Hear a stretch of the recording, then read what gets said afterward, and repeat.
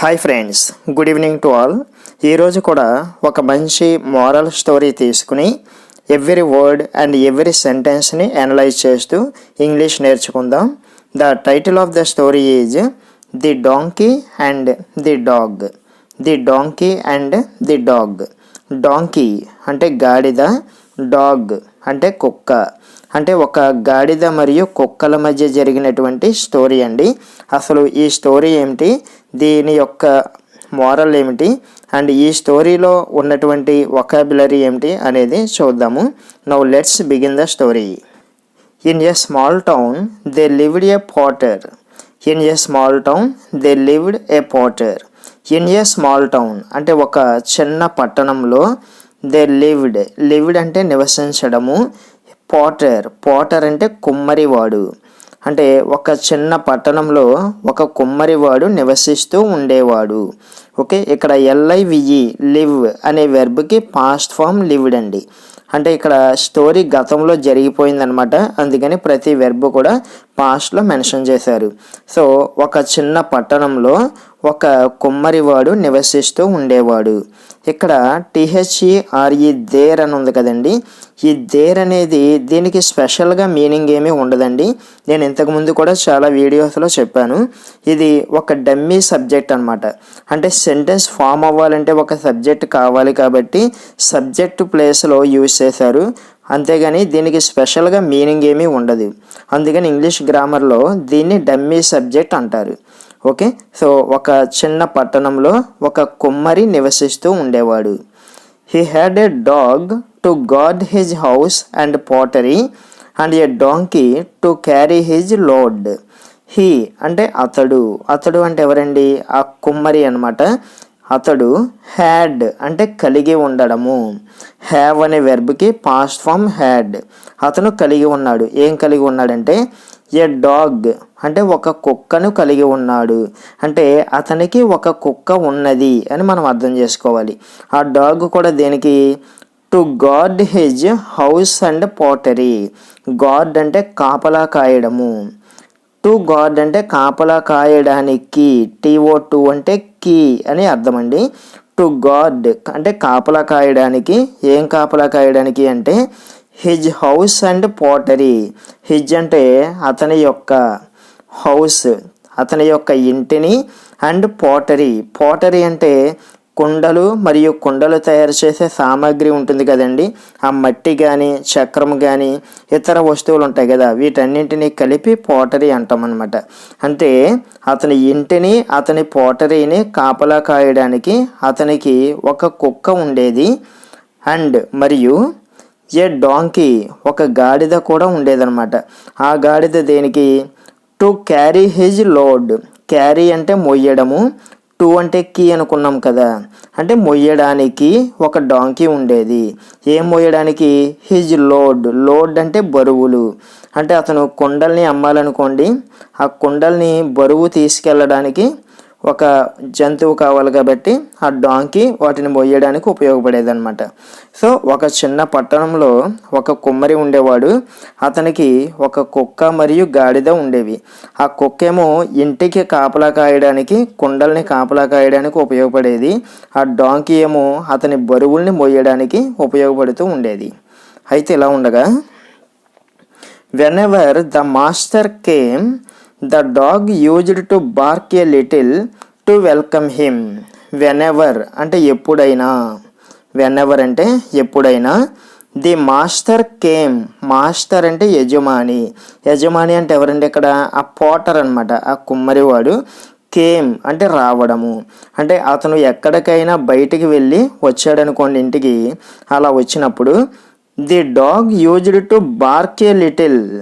Okay, ఆ కుక్క ఏం చేసేదంటే బార్క్ అంటే మొరగడము, ఏ లిటిల్ అంటే కొద్దిగా అంటే చిన్నగా.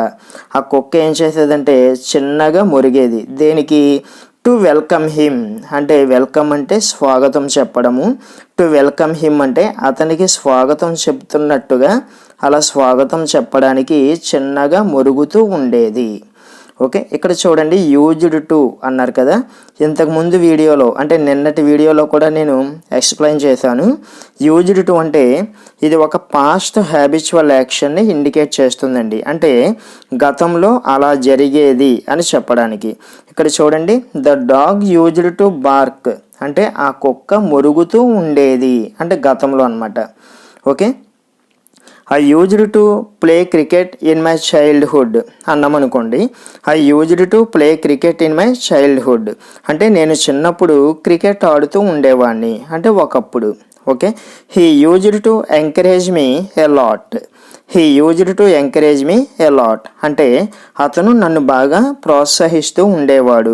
ఇలా గతంలో ఏదైనా ఒక పని జరుగుతూ ఉండేది అని చెప్పడానికి ఈ యూజ్డ్ టు ఉపయోగిస్తాము. ఇక్కడ ఎలా వాడారు? The dog used to BARC a little to welcome him. ఎప్పుడైనా అతను ఇంట్లోంచి బయటికి వెళ్ళి తిరిగి ఇంటికి వచ్చాడు అనుకోండి, అతనికి స్వాగతం చెప్పడం కోసము ఆ కుక్క మొరుగుతూ ఉండేది, చిన్నగా మొరుగుతూ ఉండేది. ఇంకా ఏం చేసేదంటే he ran up to the master. ఇక్కడ హీ అంటే అతడు అని కాదండి, ఆ డాగ్ అనమాట. అంటే ఇంతకు ముందు సెంటెన్స్లో మనము కుక్క గురించి మాట్లాడుతున్నాం కాబట్టి ఇక్కడ హీ అంటే డాగ్ అని అర్థం చేసుకోవాలి. ఓకే, ర్యాన్ అంటే పరిగెత్తడము, అప్ టు అంటే వరకు, ద మాస్టర్ అంటే ఆ కుక్క ఆ యజమాని దగ్గరకు. అప్ టు అంటే వరకు అని కానీ దగ్గరకు అని కానీ అర్థం చేసుకోవాలి. ఆ యజమాని దగ్గరికి పరిగెత్తుకుంటూ వచ్చి and raised his front legs. Raised అంటే ఎత్తడము, పైకి ఎత్తడాన్ని రైజ్డ్ అంటాము. రైజ్డ్ హిజ్ ఫ్రంట్ లెగ్స్ తన ముందు కాళ్ళని పైకి ఎత్తి అండ్ పుట్స్ దెమ్. ఇక్కడ పుట్స్ అనకూడదండి, పుట్స్ అంటే మళ్ళీ సింపుల్ ప్రజెంట్ టెన్స్ అయిపోతుంది. ఇది పాస్ట్లో ఉంది కాబట్టి ఓన్లీ పుట్ అనాలి. ప్రింటింగ్ మిస్టేక్స్ అనమాట. సో పుట్ అనమాట. And put them on the master. తన రెండు కాళ్ళని పైకి ఎత్తి, పుట్ అంటే పెట్టడము, దెమ్ అంటే వాటిని అంటే ఆ కాళ్ళని పెట్టేది. అక్కడ ఆన్ ది మాస్టర్ ఆ యజమాని మీద ప్రేమగా కాళ్ళని పెట్టేదన్నమాట. అక్కడ చూడండి పైన ఇమేజ్లో కనిపిస్తుంది కదా. సో ఆ విధంగా. ఓకే, అప్పుడు the master pets the dog.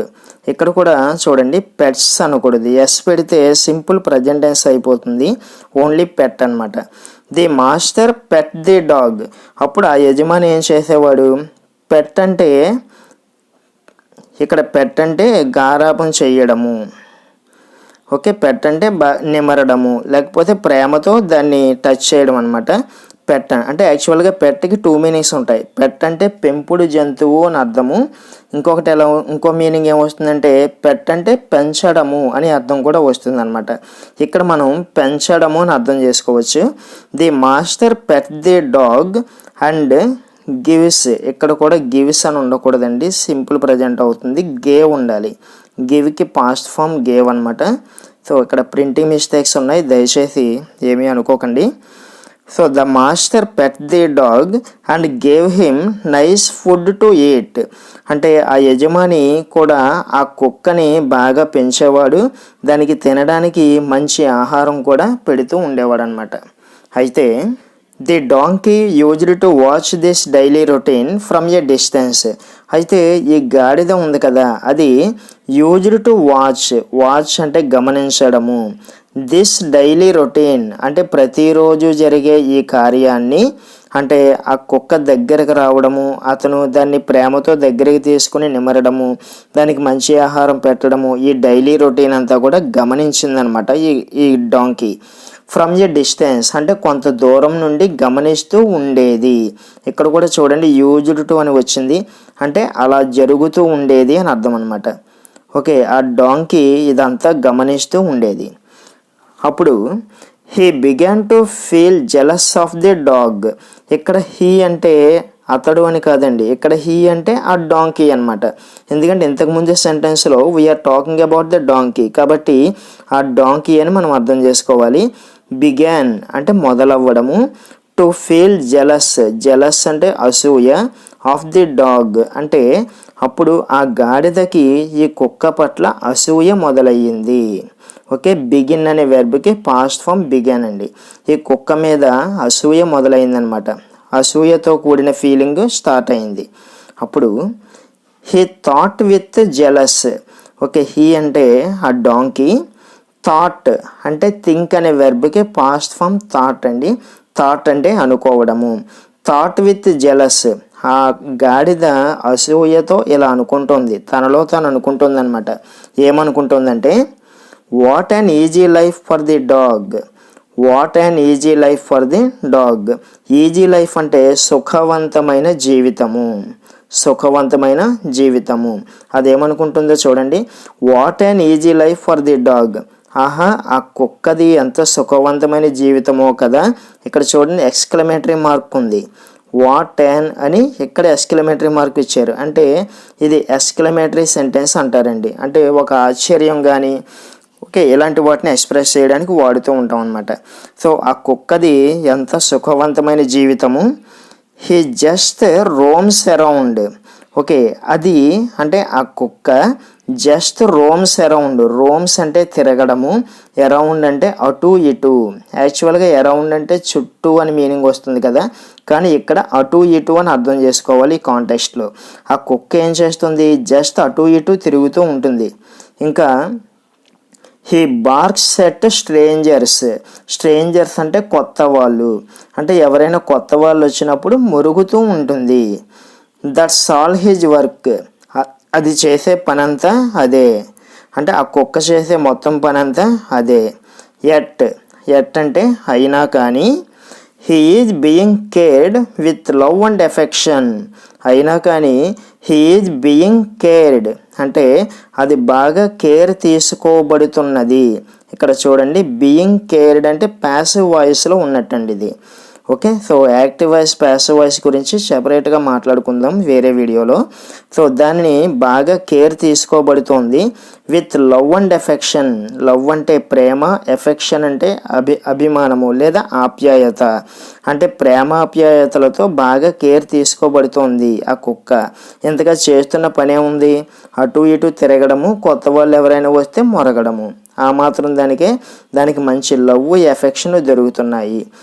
But కానీ లుక్ ఎట్ మీ, నన్ను చూడు అంటే ఆ డాంకీ తనలో తాను అనుకుంటుందన్నమాట.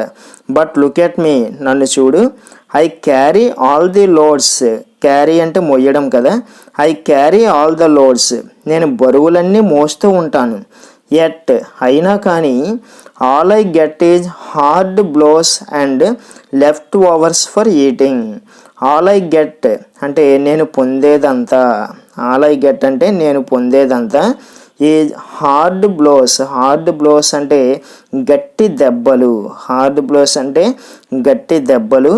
అండ్ లెఫ్ట్ ఓవర్స్ అంటే తినగా మిగిలినది. ఫర్ ఈటింగ్ అంటే వాళ్ళు తినగా మిగిలింది మాత్రమే నాకు తినడానికి దొరుకుతోంది.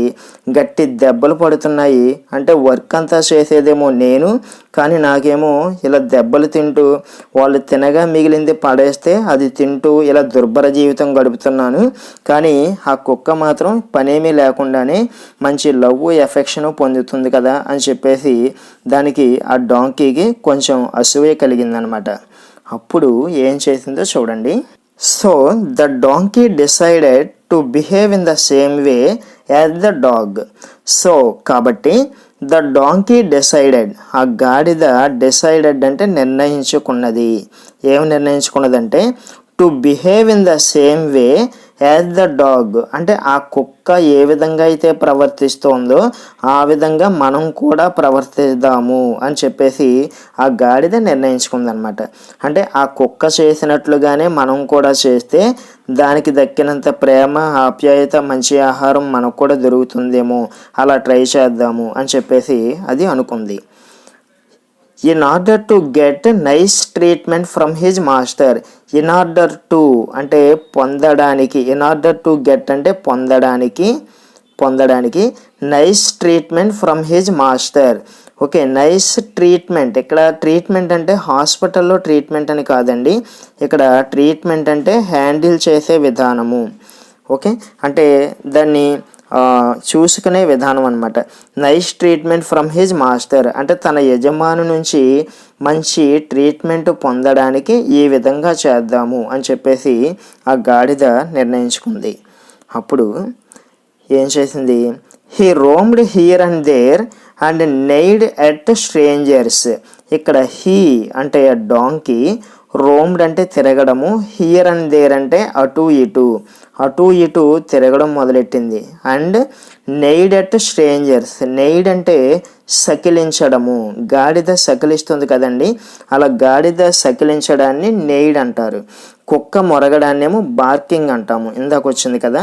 సో అటు ఇటు తిరుగుతూ ఎవరైనా కొత్త వాళ్ళు వచ్చినప్పుడు సకిలించడం మొదలుపెట్టింది ఆ డాంకీ.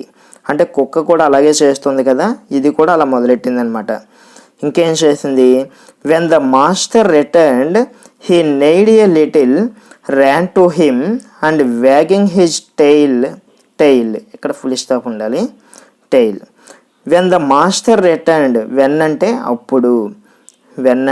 అప్పుడు, ద మాస్టర్ రిటర్న్డ్ అంటే తిరిగి రావడము, అంటే యజమాని ఎక్కడికైనా బయటికి వెళ్ళినప్పుడు తిరిగి వస్తాడు కదా, అలా తిరిగి వచ్చినప్పుడు హీ నెయిడ్ ఎ లిటిల్ అంటే కొద్దిగా సకిలించి, అంటే ఇంతకుముందు ఆ కుక్క చిన్నగా మురిగేది కదా, అలాగే ఇది కూడా ఏం చేసింది, చిన్నగా సకిలించి, ర్యాన్ టు హిమ్ అతని దగ్గరికి పరిగెత్తుకుంటూ వెళ్ళి, and wagging his tail, wagging అంటే ఊపడము, టెయిల్ అంటే తోక, తన తోకని ఊపిందనమాట.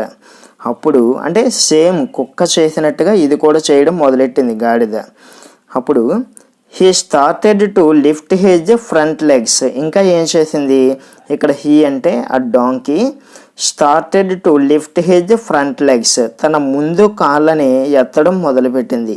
ఆ కుక్క అలాగే కదండి చేసేది, తన యజమాని దగ్గరికి వెళ్ళి కాళ్ళు రెండు పైకెత్తి అతని మీద ఉండేదన్నమాట. అప్పుడు అతను దాన్ని నిమిరి ప్రేమగా చూసుకునేవాడు. అదే విధంగా చేద్దామని ఈ డాంకీ కూడా రెండు ఫ్రంట్ కాళ్ళని పైకి ఎత్తిందనమాట. ఎత్తితే ద మాస్టర్ గాట్ ఎనాయిడ్ అంటే కోపం రావడము, అప్పుడు ఆ యజమానికి కోపం వచ్చిందనమాట దీని చేష్టలన్నీ చూసి. అప్పుడు he took a long stick, అతనేం చేశాడు, ఇక్కడ హీ అంటే ఆ మాస్టర్ అని అర్థం అండి, okay. So he took a long stick, ఒక పొడవైన కర్ర తీసుకుని, టుక్ అంటే తీసుకోవడము, టేక్ అనే వెర్బ్కి పాస్ట్ ఫామ్ టుక్ అనమాట, ఒక పొడవైన కర్రని తీసుకుని, and landed heavy blows to donkey, heavy blows అంటే గట్టి దెబ్బలు, లేకపోతే పెద్దగా కొట్టడం అనమాట, గట్టి దెబ్బలు, టు డాంకీ ఆ గాడిదకి గట్టి దెబ్బలు, ల్యాండెడ్ అంటే తగిలించడము అని అర్థం అండి. ఇక్కడ యాక్చువల్గా ల్యాండెడ్కి చాలా మీనింగ్స్ ఉంటాయి. అంటే ఇప్పుడు ఒక ఫ్లైట్ ల్యాండ్ అయిందంటే ఏంటి, దిగింది అని అర్థము, అంటే కిందకి నేల మీదకి దిగింది అని అర్థము. బట్ ఎక్కడేంటి, ల్యాండెడ్ హెవీ బ్లోస్ అంటే దెబ్బలు, 4 దెబ్బలు తగిలించడము అంటాం కదా మనం జనరల్గా మాట్లాడేటప్పుడు, ఆ తగిలించడము అని అర్థము ఎక్కడ వస్తుంది అనమాట. సో పెద్ద స్టిక్ ఒకటి తీసుకుని దెబ్బలు తగిలించాడనమాట ఆ డాంకీకి. సో అదండి స్టోరీ. కింద చిన్న కొటేషన్ ఉంది చూడండి, jealousy will not serve good, jealousy అంటే అసూయ, సర్వ్ అంటే చేయడము, గుడ్ అంటే మంచి, అంటే అసూయ అనేది మంచి చెయ్యదు, అంటే అసూయ వల్ల ఎటువంటి ఉపకారము జరగదు అనేది ఈ స్టోరీ యొక్క మోరల్ అండి. So friends, this is today story. రేపటి వీడియోలో మరో ఇంట్రెస్టింగ్ స్టోరీతో ఇంగ్లీష్ నేర్చుకుందాం. మీకు ఈ వీడియో నచ్చినట్లయితే తప్పకుండా లైక్ చేయండి, షేర్ చేయండి. And if you are watching our channel for the first time, please subscribe to our channel and activate the bell icon so that you will get notified whenever I upload a video. Thank you so much for watching.